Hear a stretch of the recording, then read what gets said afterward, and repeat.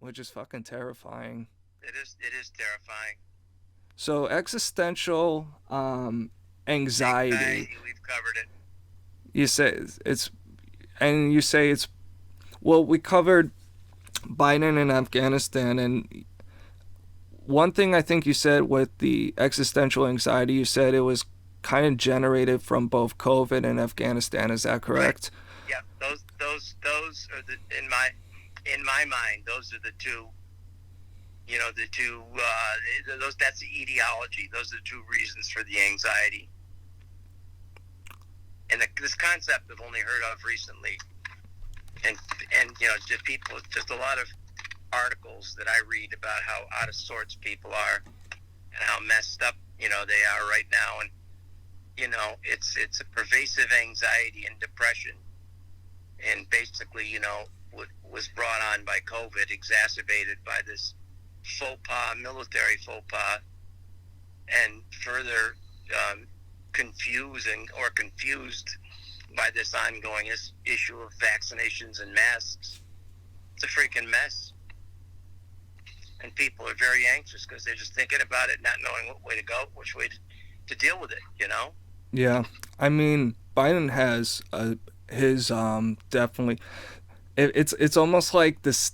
I see it as like the stabbing of Caesar, where like 30 people took a stab. Biden took his stab, but I feel like the media has just been so monstrous. What's the word I'm looking for? It's just monstrous, and how it's been covering this shit, and just the lies and the backpedaling and just this. Because at the end of the day, if there's no spin, if like you actually put everything in like context, I don't think really you think the fucking support for Biden's low now, you know what I mean? Mm-hmm.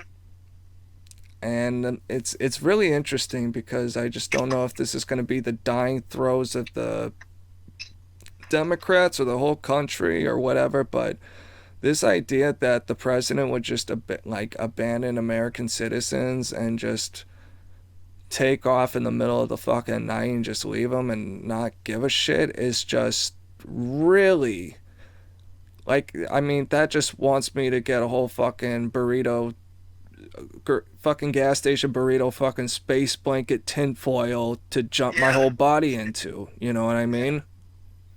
Yep. So Well, so take that and realize that much of the people in this country are feeling very out of sorts, very confused. They're showing clinical symptoms of depression, anxiety, not sleeping, all of those things. And it's probably too much for the psyche to handle, really. I mean, just take yourself. I'll just take myself. It's been very, very troublesome. In spite of our idiosyncratic issues, it's just been overwhelming. And speak of rabble rousers, did you see where your friend Joe Rogan has COVID?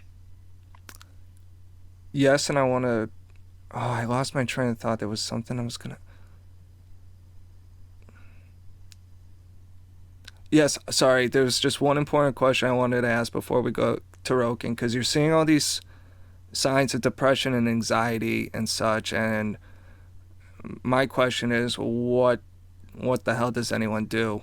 What does our audience do, Sir Bobbert?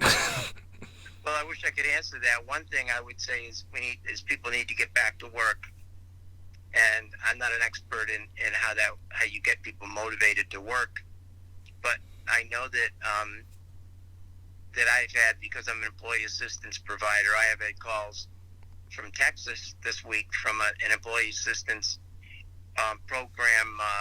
I guess I would call them intake people who were trying to find providers to provide telehealth services to people, because a lot of the businesses that use this employee assistance program center, they just can't get people back to work. And even though that I don't have to do anything to credential with them, I'm already certified in that. They just are short people, and they just called and asked me, could they put me on staff, and would I be available? And I said, no, I'm really not. Between my practice and my health and the military, I just don't have time. But what I found was interesting, and this is just an individual case. I said, well, what are tell me a little bit about what's going on. And the woman said, well, one of the problems, and not all the patients are from Texas. They just have, this call center just happened to be in Texas. One of the problems are that, they can't get people back to work. And there are a number of the younger people and low-paying jobs that they just lost to drugs, that people just got that free money and started spending it on drugs and weed and other stuff, and have just been happy and fat at home and don't feel like working. And I said, wow, that's incredible. And she said the 2 cases she had called me about were people who'd recently been hired for a job but both failed the drug screening. So they needed what they call an evidence-based assessment, which I can do. And I thought that was fascinating, that's an issue, is how do we get people back to work? Yeah, to me that's a whole crisis in and of itself. Yeah. Do you want to just circle back to Rogan? Yeah, we'll leave it at that. And I got about 10 minutes, so let's do Rogan and the other stuff too. You can go ahead on Rogan. Well, what's the other stuff? I don't remember. You wrote it doan, the agenda items. I think we've covered everything on our agenda, because it was just a clinical checkup on me, what Buchenwald did in Afghanistan, the existential anxiety, and the wedding anxiety my family has. Right. So we've covered everything. So let's talk about Rogan. And I just gotta say, Bob, it's funny, I was listening to Tim Pool last night. There was some guest on who's part of his company, I guess. I'm not sure who he is exactly, but he was just asking why do they want to tear down Joe Rogan so badly? Why do they almost wish he just died from COVID already? And they have to trash him and said, make it seem like he went straight to the tractor farm and said, give me all the ivermectin you got and whatever, and then said, hey everyone, take this shit. I don't know, but I haven't even been paying attention to it. But the answer, I think, is just they hate Joe Rogan because he's about as successful as you can be, and he did it all without going through any academia. Right. So it's just that, what's the word? It's that jealousy Jordan Peterson talks about, that Keynesian fucking contempt. Exactly. Why is he so successful? Why do so many people listen to him? You know what I mean? And I just think a lot of people who hate Rogan have a totally warped perspective of what his audience is like. Because I don't think I know anyone who worships Joe Rogan and just is I'm going to do everything that he does. It's what? Okay, are you go fucking hunt some elk, dude. What the fuck are you talking about? But I think just a lot of people tune in because he has access to a lot of different people, which just in of itself, it's the Joe Rogan experience that I personally love. Yeah. It's just that accessibility to so many different figures, and because he doesn't just treat a certain side like they're all fucking animals. He's he's a white supremacist. Do you know Dave Smith? Did I ever send you any of his stuff? No, I've heard of him though.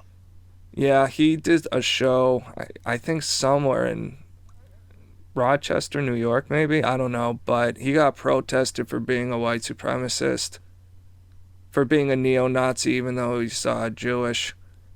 I'm sure.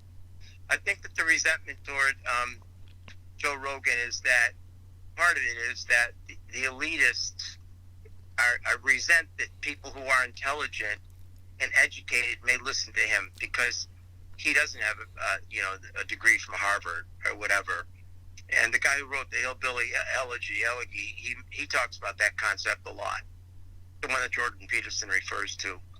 And I think that some of our super elitists really resent that you would listen to someone who doesn't fit their narrative being an Ivy League graduate and finely schooled and finely tuned and all that Yeah, stuff. to really get philosophical on you, I think it goes to what Murray Rothbard wrote in Anatomy of the State, where Okay. he's like the libertarian godfather or one of them. And I read Anatomy of the State, and I didn't buy every word of it by any means, but it did have a lot of like interesting ideas. And one of Okay. them is that every civilization has always had this like shamanic class that kind of dictates all the cultural norms of the society. So, in older times you had priests, and in enlightened times you had like more scientists, and in this Mm-hmm. very a-religious, like trust the science. It's like well, even before that, the whole academia and intelligentsia and all the experts and people in their ivory towers are kind of, and the news media and all that stuff are kind of like the shamans that dictate the culture and where things trickle down to, and like brainwashing the kids in the universities and all this stuff. And Joe Rogan, I think, is just a threat to that shamanic order. Basically, he's a completely outside the club, and just his mere existence, even though he doesn't go that hard, I think, Yeah. at the the shamans that I'm talking about, um, they gotta destroy him, because his mere existence just threatens not just their narrative, but like their control on people and cultural narratives, and of course money Mm-hmm. and all that good stuff. So, you know, and I don't know, but that's what I think.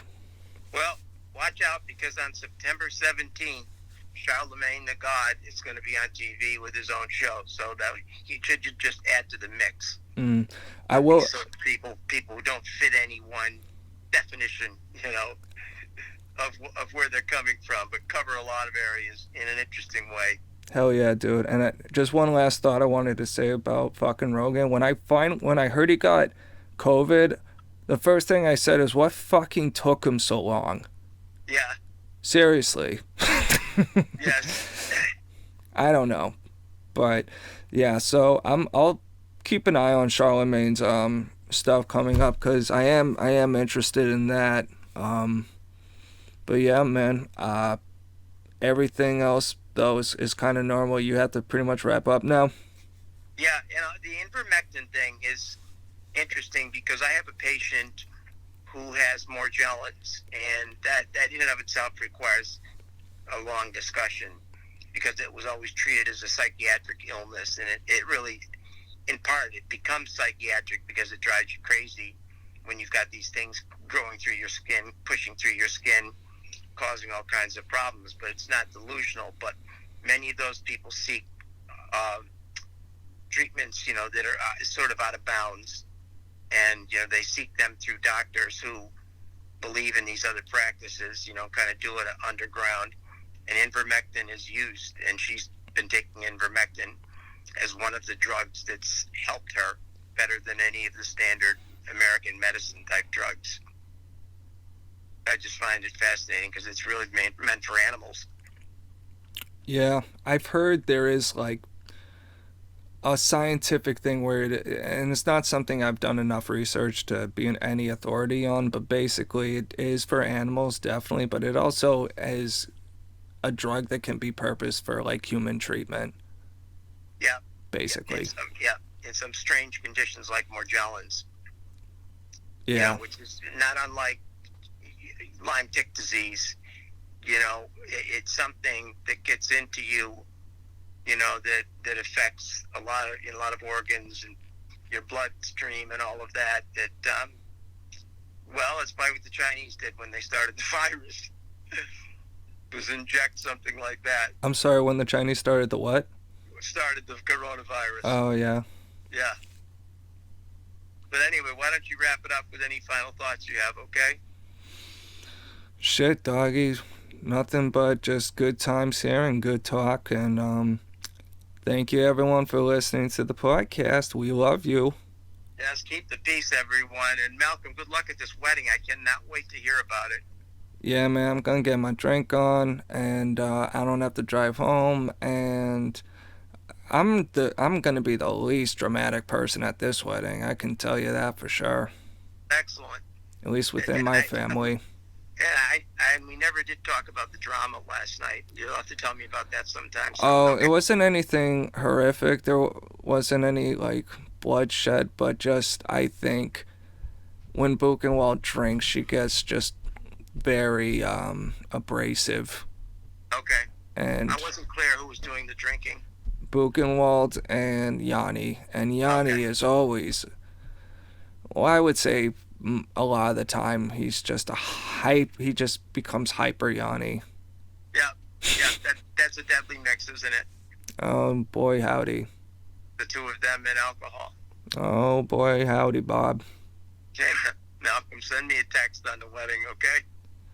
For sure, man. Like you did last time. Let me know if there's any drama or no drama. All right, will do, sir. No I will drama, talk to Obama. you.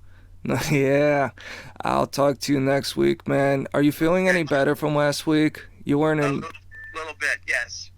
Thank you for asking. So I'm Good. going to sign us off from my end, and you can finish it up, okay? All right, man. Hit that singing bowl. Okay, best wishes, everyone.